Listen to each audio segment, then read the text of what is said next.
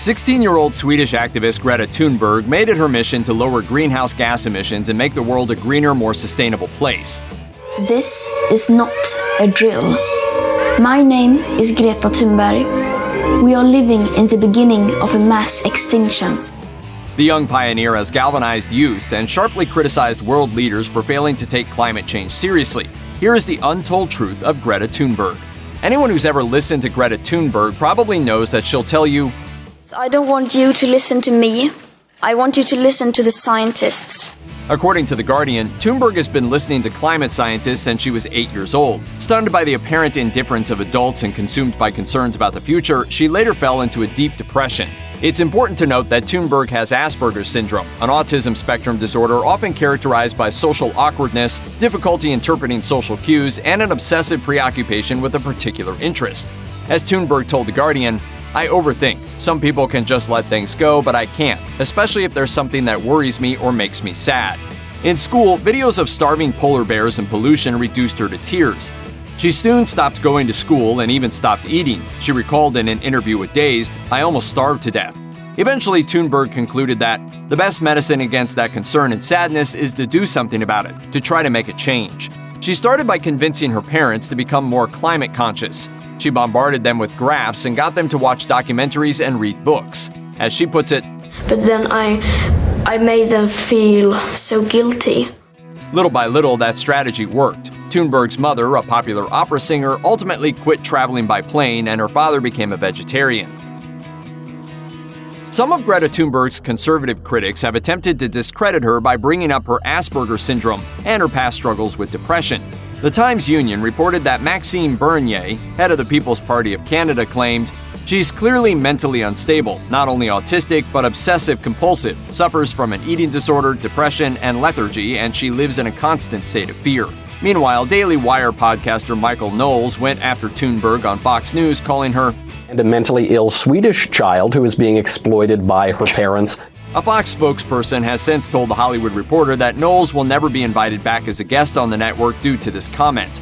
Meanwhile, Thunberg certainly doesn't see her Asperger's as a disadvantage, and she doesn't mince words when it comes to her detractors. As she wrote on Twitter, when haters go after your looks and differences, it means they have nowhere left to go, and then you know you're winning.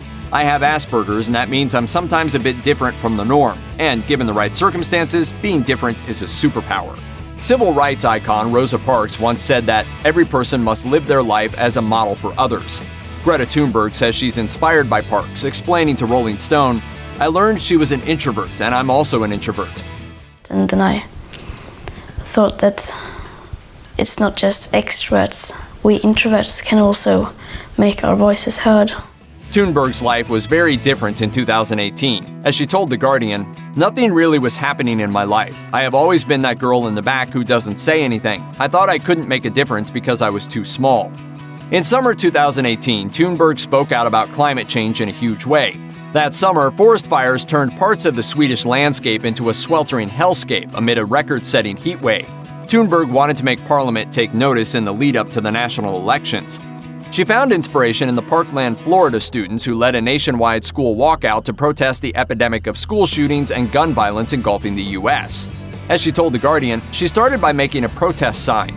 I painted the sign on a piece of wood and, for the flyers, wrote down some facts I thought everyone should know. And then I took my bike to the Parliament and just sat there. The first day I sat alone from about 8:30 a.m. to 3 p.m., the regular school day. And then on the second day, people started joining me. In September of 2019, Thunberg and a number of other young activists really went the extra mile. According to The Conversation, with 15 other children, Greta Thunberg has filed a UN complaint against 5 countries. Those countries are France, Germany, Turkey, Argentina, and Brazil. And the young activists, whose ages range from 9 to 17 years old, aren't looking for a payday. Instead, they want to force these 5 countries, in cooperation with other nations, to set legally binding emission reduction targets. I hope it will have a good outcome, but we also have to prepare ourselves for the worst. The legal framework that allowed the activists to even attempt this complaint is laid out in the UN Convention on the Rights of the Child. The convention requires participating countries to act within the best interest of children when taking any legislative action which concerns their well-being.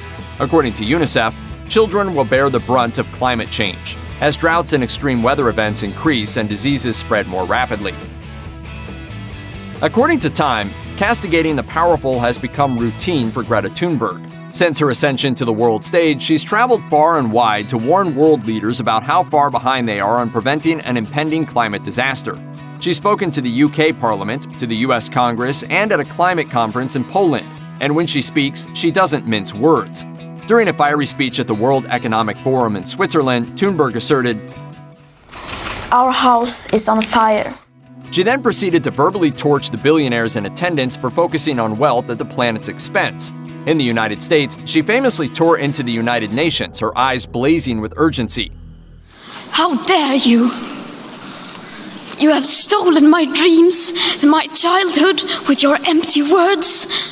Elsewhere in the speech, she said, "And all you can talk about is money and fairy tales of eternal economic growth." She also warned that "The eyes of all future generations are upon you.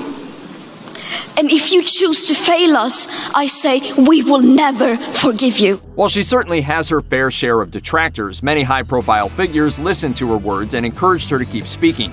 Pope Francis praised her effort, met Thunberg in person, and reportedly told her, "God bless you, continue to work, continue, go along, go ahead."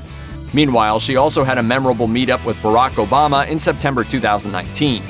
You and me were a team, huh? Yes, we... Do you know about fist bumping? Do you believe in fist bumping? Greta Thunberg's efforts to counteract rising global temperatures have angered some right-wing media figures. In fact, Media Matters took the time to compile a list of some of her biggest detractors. Steve Malloy, who is part of Donald Trump's Environmental Protection Agency transition team, tweeted, "Greta, the climate puppet, leads a twisted cult." Meanwhile, Fox News host Laura Ingraham likened Thunberg to a character from Children of the Corn. I can't wait for Stephen King's sequel, Children of the Climate. As The Guardian reports, Greta Thunberg certainly practices what she preaches. For one thing, she maintains a vegan diet, and as Oxford University researcher Joseph Poore concluded, a vegan diet is probably the single biggest way to reduce your impact on planet Earth, not just greenhouse gases, but global acidification, eutrophication, land use, and water use. Thunberg also walks the walk with the smallest carbon footprint she can reasonably manage. When traveling long distances on land, she exclusively uses trains, which is generally considered far more environmentally friendly than air travel. According to Business Insider, Thunberg took a 65-hour round-trip train ride between Switzerland and Sweden in 2019. When she needed to cross the ocean to visit the United States, she traveled on a solar-powered zero-emissions yacht, and according to CBS, it had no kitchen, bathroom, refrigerator, or heater. It is insane that a 16-year-old have to cross the Atlantic Ocean to make a stand. When pressed about whether she would try to change President Donald Trump's mind about climate change, Greta Thunberg told reporters, I mean, my message for him is just listen to the science, and he obviously doesn't do that. She went on to add, "If no one has been able to convince him about the climate crisis and the urgency, why would I be able to?" Thunberg's stance is understandable. In 2012, Trump tweeted that the concept of global warming was created by and for the Chinese in order to make U.S. manufacturing non-competitive. As president, Trump has uprooted green policies put in place by Barack Obama. In September 2019, The Independent reported that Trump has rolled back or attempted to roll back 85 environmental regulations. Those regulations include rules designed to protect people from asbestos, air pollution, unclean water, and lead paint. Trump might not listen to science, but he apparently listened to Thunberg's UN speech. In response, he tweeted, "She seems like a very happy young girl looking forward to a bright and wonderful future. So nice to see." Thunberg responded with some irony, temporarily changing her Twitter bio to read, "I'm a very happy young girl looking forward to a bright and wonderful future." It can't be easy pushing for a greener world, especially when others push back. The road gets rougher when you enter the realm of politics. Success often feels like a long shot, as Greta Thunberg told Dazed in May 2019. Of course, it's difficult to think about the climate crisis, but that is not an excuse for not doing anything. Even if there's no hope, we have to do everything in our power to stop this. Despite the size of the challenge, and despite her many detractors, Thunberg has continued to soldier forward. That's one of the many reasons she's been nominated for a Nobel Prize, and why the Right Livelihood Foundation awarded Greta Thunberg an award of their own creation, an alternative Nobel Prize. In a statement, the foundation explained that she won the award for inspiring and amplifying political demands for urgent climate action reflecting scientific facts. According to CBS, that prize comes with $103,000 in cash. Upon accepting the honor, Thunberg said in a statement, "I'm deeply grateful for being one of the recipients of this great honor. But of course, whenever I receive an award, it's not me who is the winner. I am part of a global movement of school children, youth, and adults of all ages who have decided to act in defense of our living planet. I share this award with them." In 2019, Democratic Congresswoman Alexandria Ocasio-Cortez introduced her Green New Deal resolution, which says that it is the duty of the federal government to create a Green New Deal to achieve net zero greenhouse gas emissions through a fair and just transition for all communities and workers. The resolution also claims the United States has a responsibility to provide clean air and clean water, among other things. Donald Trump promptly responded by firing off a sarcastic tweet. "I think it is very important for the Democrats to press forward with their Green New Deal. It would be great for the so-called carbon footprint to permanently eliminate all planes, cars, cows, oil, gas, and the military, even if no other country would do the same. Brilliant." Some publications have suggested that Greta Thunberg also objects to the resolution. In September 2019, The Atlantic reported that Greta Thunberg rejects specific policy proposals such as the Green New Deal, instructing politicians instead to listen to the science. Meanwhile, Forbes reported that during Thunberg's speech to Congress, no one seemed to notice Greta Thunberg's critique of the Green New Deal. Though Thunberg did not utter the words Green New Deal, she characterized partisan efforts that envision an idealized future as unhelpful dreams. But these analyses might be missing the mark. When Thunberg spoke to Congress, she was urging them to listen to scientists, not just her, and calling for swift action to be taken. She wasn't calling out a specific piece of legislation. In fact, the Green New Deal literally cites climate science in the text. In the United States, the policy proposal is one of the boldest steps yet toward prioritizing a proactive response to climate change, so of course she would support it. Incidentally, Thunberg actually met Ocasio-Cortez in person in September 2019, and they clearly got along very well. In a far-ranging conversation published in The Guardian, Thunberg told the Congresswoman, "Thank you so much for standing up and offering hope to so many people, even here in Sweden." Check out one of our newest videos right here. Plus, even more grunge videos about your favorite people are coming soon. Subscribe to our YouTube channel and hit the bell so you don't miss a single one.